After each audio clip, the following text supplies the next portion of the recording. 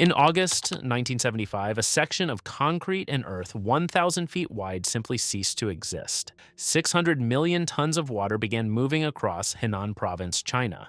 The wave was 6 miles wide, 30 feet tall, and traveling at 31 miles per hour through darkness. By dawn, an area the size of Connecticut had been erased. 230,000 people were dead. More than died at Nagasaki. The Chinese government classified every document, prohibited all media coverage, and sealed the disaster away for 2 decades. The Banqiao Dam failure remains the deadliest technological catastrophe in human history. Most of the world has never heard of it. The Banqiao Dam was built between 1951 and 1952, during China's Great Leap Forward, an era of aggressive industrialization, driven by revolutionary optimism and propaganda. Soviet engineers designed the structure using 1950s hydroelectric standards. State media branded it the Iron Dam, indestructible, a monument to communist engineering superiority. The nickname was both technical confidence and political theater. Chinese hydrologist Chen Xing warned during construction that the design had insufficient spillway capacity. Spillways are a dam's relief valves, channels that allow controlled water release during extreme conditions. Chen advocated for 12 sluice gates to handle the Ru River's flood potential. 5 were installed. Cost and construction timelines took priority. The dam was engineered to survive a 1 in 1,000 year flood. Henan Province's historical records documented more severe events, but the design parameters remained unchanged. By 1975, the dam had stood for 17 years with minimal maintenance. Silt, fine sediment carried by the river, had gradually accumulated behind the sluice gates. The buildup was progressive and unmonitored. The 5 gates that existed were now partially or fully jammed, their mechanisms locked by compressed mud. The dam's already inadequate capacity to release water safely had been further compromised. Inspection programs were non-existent. Bureaucratic reporting systems prioritized agricultural production quotas over infrastructure safety assessments. The structure's fundamental vulnerability was now compounded by operational failure. The sluice gates were supposed to function as emergency pressure relief. Instead, they had become decorative. The Iron Dam could no longer control the water it was holding back. When extreme conditions arrived, it would have no mechanism to prevent overtopping, the process by which water flows over the crest of a dam and begins eroding its structure from behind. For earthen dams, structures built from compacted soil rather than solid concrete, overtopping is almost universally catastrophic. The dam was engineered to resist water pressure from the front. It had no defense against water attacking from above and behind. Chen Xing's warnings had been correct. The compromises made 20 years earlier were still embedded in the structure. Maintenance neglect had added a second layer of failure. The Iron Dam was neither iron nor indestructible. It was earth, silt, and bureaucratic confidence. As Typhoon Nina stalled over Henan Province on August 7, 1975, dam operators watched water levels rise at rates their instruments had never recorded. Chen Xing, the same engineer whose capacity warnings had been overruled 2 decades earlier, was summoned to the dam as the crisis accelerated. He and the operations team calculated the timeline.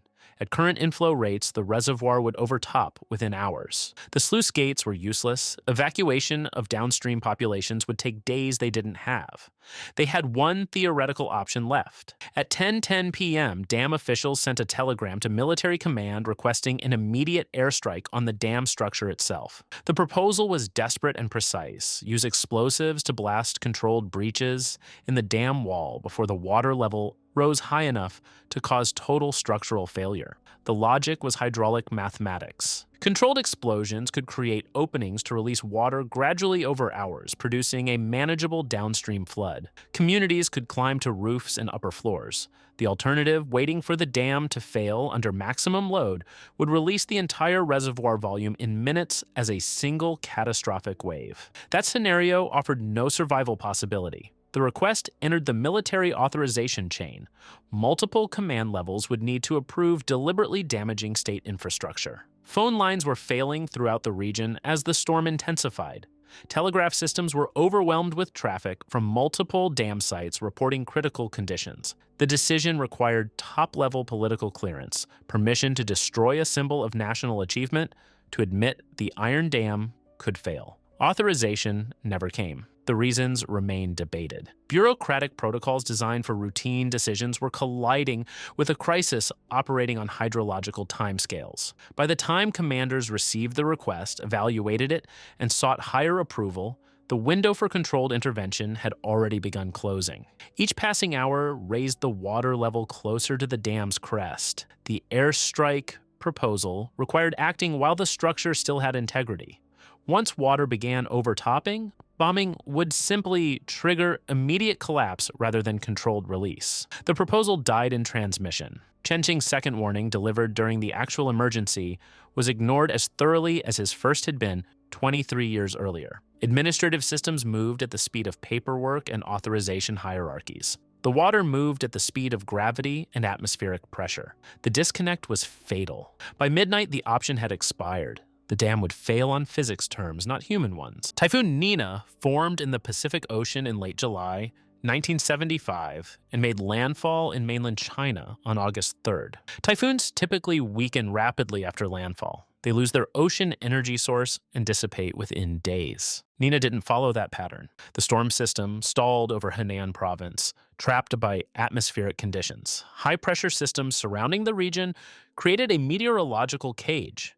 The typhoon couldn't move. It simply rotated in place, pulling moisture from surrounding air masses and dumping it continuously on the same geographic area. Between August 5th and August 7th, the storm delivered rainfall totals that exceeded the Banqiao Dam's design parameters. Some areas recorded a full year's average precipitation in 72 hours. Modern meteorological analysis classifies the event as a 1 in 2,000 year occurrence, twice as extreme as the threshold the dam was engineered to survive. The term 1 in 2,000 year storm is statistical notation, not a calendar prediction. It means any given year has a 0.05% probability of such an event. Engineers balance safety margins against construction costs. Designing for increasingly rare extremes becomes exponentially more expensive. The Banqiao Dam's 1 in 1,000 year standard was considered robust in 1950s practice. The statistical model had underestimated Henan's actual flood history.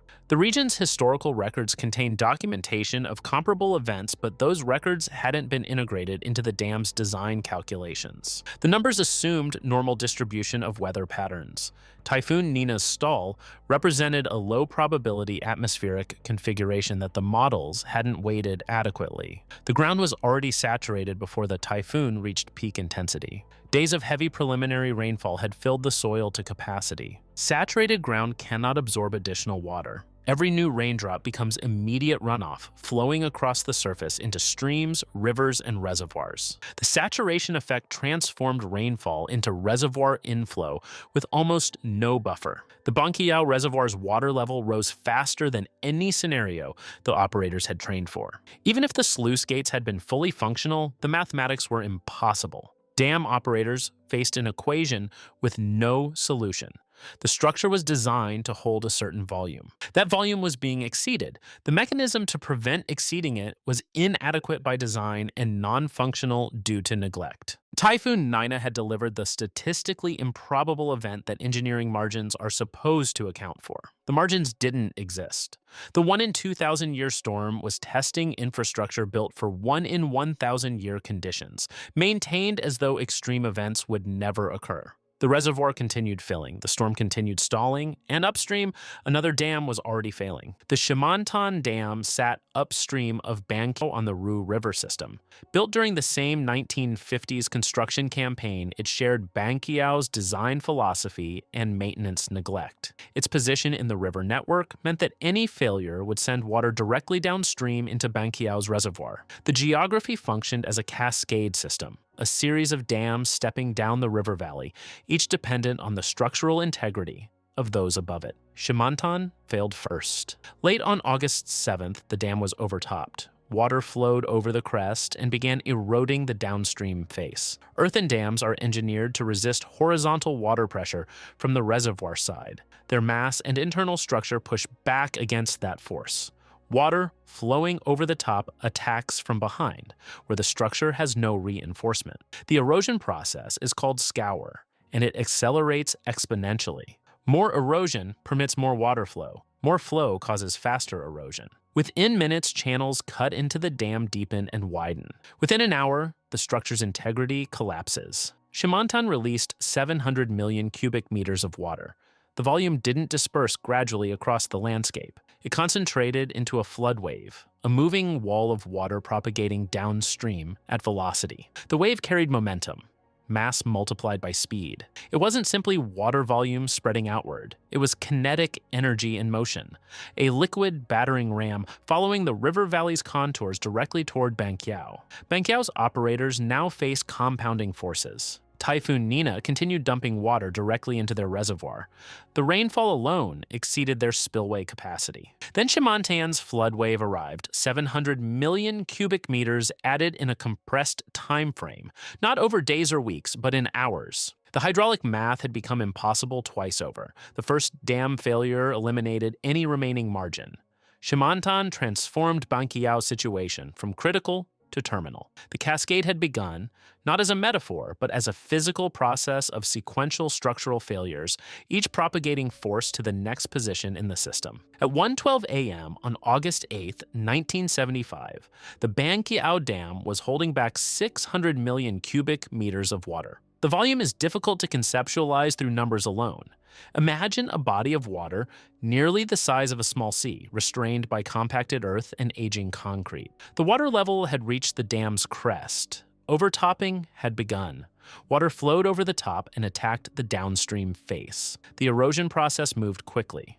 Water cut channels into the earthen structure, widening and deepening them with each passing minute. The dam wasn't concrete throughout. Much of its mass was compressed soil, engineered to resist pressure from the front, but vulnerable to erosion from behind. Within 30 minutes, the channels had compromised structural integrity. Then a section of the dam, 1,000 feet wide, didn't crack or leak. It vanished. 600 million cubic meters of water began moving. The release created a flood wave that reached 10 meters in height at certain points, 33 feet of water traveling as a coherent mass. The wave speed was 50 kilometers per hour, 31 miles per hour, faster than humans can run. The wave wasn't water alone. It was a churning composite of liquid, debris, sediment, trees, and fragments of everything it had already destroyed upstream.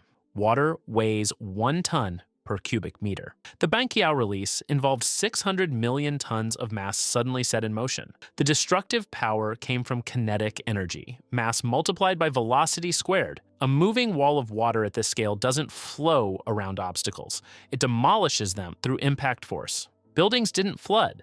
They were struck and disintegrated. Bridges didn't wash away. They were removed. Roads ceased to exist as recognizable features. The wave swept through the downstream valley in darkness. Most residents were asleep. No warning system existed. Even if warnings had been possible, there was no time. The wave arrived in minutes to tens of minutes depending on distance from the breach point. In the immediate impact zone, everything within the flood path was physically erased. The wave's height decreased as it spread across the terrain, but its volume remained enormous. Miles from the dam, the flood still arrived as a devastating surge rather than gradually rising water. The human impossibility of escape was absolute in the first hour. The combination of factors, midnight timing, ongoing storm conditions, infrastructure already damaged by days of flooding, and the wave's velocity eliminated survival possibilities for those directly in the path. The wave didn't provide the gradual warning that river flooding typically offers. It arrived as a sudden kinetic event. 600 million cubic meters translates to approximately 240,000 Olympic swimming pools. Spread evenly across 1 square mile, the depth would be 75 feet. The volume was released not over days but in hours, concentrating destructive power into a compressed time frame. The transition from engineering problem to natural disaster was complete. Human technology had become irrelevant. Physics now controlled the outcome. The Banqiao collapse sent its own flood wave downstream, where it encountered the next series of dams in the Ru River system. Each structure was already stressed by Typhoon Nina's rainfall and previous upstream failures. The Banqiao wave arrived as an additional massive surge. One by one, downstream dams failed in sequence. The cascade wasn't metaphorical. It was hydraulic reality propagating through a network. 62 dams failed during the night of August 8th to 9th, 1975. The failures weren't simultaneous. They were sequential. a wave of destruction propagating through the Ru River system over several hours. Each dam's collapse was both consequence and cause. Upstream failures sent their reservoir volumes downstream. Each successive dam faced the combined water load of all previous failures, plus its own reservoir, plus Typhoon Nina's continued rainfall. The compound effect accelerated with each breach. The mechanics weren't a slow domino effect.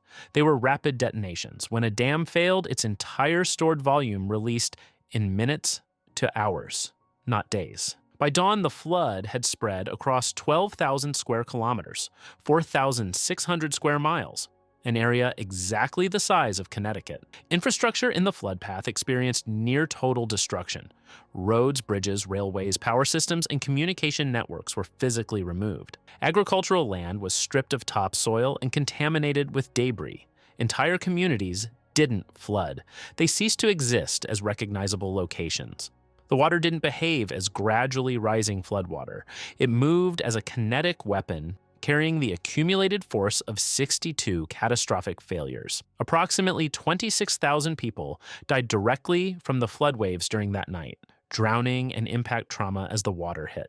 That figure represents immediate deaths during the actual event. The true catastrophe was only beginning. The water didn't fully recede for 9 days. Survivors in the flood zone were trapped on rooftops, in trees, on any elevated ground they'd managed to reach in darkness. Standing water covered thousands of square miles. No roads existed to bring relief.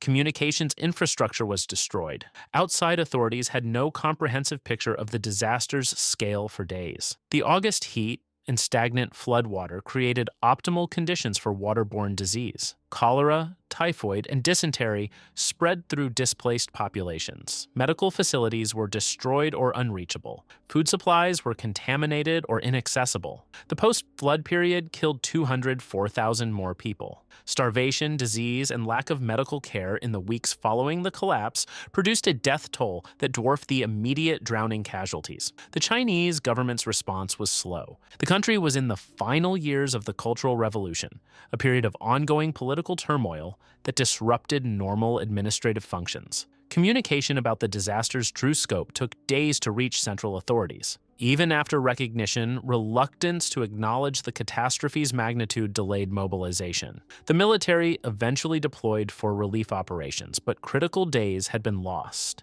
International aid organizations were never notified. China kept the disaster entirely internal. Then the government classified it. All information about the Banqiao failure was immediately sealed. Official records were restricted. Media coverage was prohibited. Discussion of the event was suppressed. The disaster was omitted from casualty statistics and historical documentation. For 20 years, the Banqiao collapse effectively didn't exist in public knowledge, even within China. The political context explains the cover-up's logic. In 1975, the Communist Party remained sensitive to any revelation that might undermine its authority. The disaster exposed systemic failures at every level. Engineering decisions during the Great Leap Forward, maintenance neglect across decades, bureaucratic dysfunction during the crisis itself. Acknowledging the scale required explaining why the Iron Dam had failed. That explanation would raise uncomfortable questions about the entire infrastructure program of the 1950s and 60s. The death toll exceeded any natural disaster in modern Chinese history. Admitting it would have been politically devastating during an already unstable period. The information emerged in 1995, 2 decades after the event. Chinese journalists and authors began documenting survivor accounts and accessing declassified records. International engineering communities gradually learned about Banqiao through academic channels. The disaster became a standard case study in dam engineering programs worldwide, though it remained relatively unknown outside technical fields. The final death toll, 230,000, makes Banqiao the deadliest dam failure in recorded history. The figure exceeds other major 20th century technological disasters by orders of magnitude. Chernobyl's direct death toll is estimated around 50. Even including long-term cancer deaths, estimates range from 4,000 to 60,000. The Banqiao disaster killed more people than the atomic bombing of Nagasaki, which caused approximately 40,000 to 80,000 deaths. The classification as a man-made disaster rather than a natural one comes from the failure chain. Typhoon Nina was a natural event. The catastrophe resulted from human decisions. Design flaws were identified and ignored.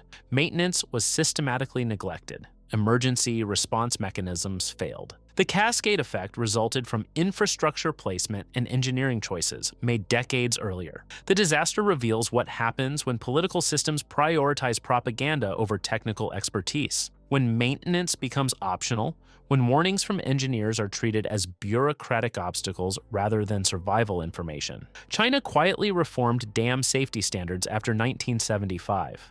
Spillway capacity requirements increased. Mandatory inspection protocols were established. Cascade failure analysis became required for any dam system on interconnected waterways. The changes were implemented without public acknowledgement of what had prompted them. International dam engineering incorporated Banqiao's lessons. Modern design now explicitly analyzes scenarios where upstream dams fail. Infrastructure systems are evaluated as networks rather than isolated components. The concept of low-probability, high-consequence events became central to safety planning. The 20-year cover-up itself became a secondary case study, this time in institutional transparency and accountability. Disasters hidden from public view prevent both accountability and learning. The delay in information meant 2 decades of dam engineering proceeded without full access to the most catastrophic failure data available. The political calculus that prioritized secrecy over safety improvement had global consequences beyond China's borders. The Banqiao Dam failure killed 3 times more people than Chernobyl. Most of the world has never heard of it. The invisibility isn't accidental, it was policy. That invisibility was deliberate. For 20 years, the Chinese government ensured the world's deadliest technological catastrophe simply didn't exist in historical record. The cover-up worked. Even now, decades after declassification, Banqiao remains obscure outside engineering circles. The disaster's lessons extended beyond dam safety. It demonstrated how political systems can prioritize propaganda over structural reality, how maintenance neglect compounds design flaws across decades, and how bureaucratic decision-making operates at speeds incompatible with physical emergencies. Chen Xing issued correct warnings in the 1950s and desperate warnings in 1975. Both were ignored. The pattern repeated at every level: technical expertise suppressed by political confidence, emergency proposals lost in authorization hierarchies, and catastrophic consequences erased from official history. 62 dams failed in a single night because they were engineered as isolated projects rather than as an interconnected system. Modern infrastructure design now accounts for cascade failures, but the principle remains relevant beyond dams. Any networked system, electrical grids, financial markets, and supply chains can experience similar propagating collapses when individual failures compound rather than isolate. The disaster was entirely preventable. The storm was extreme but not unprecedented. The dam could have been designed with adequate spillway capacity. Maintenance could have kept sluice gates functional. Emergency protocols could have existed, evacuation could have been attempted, an airstrike could have been authorized.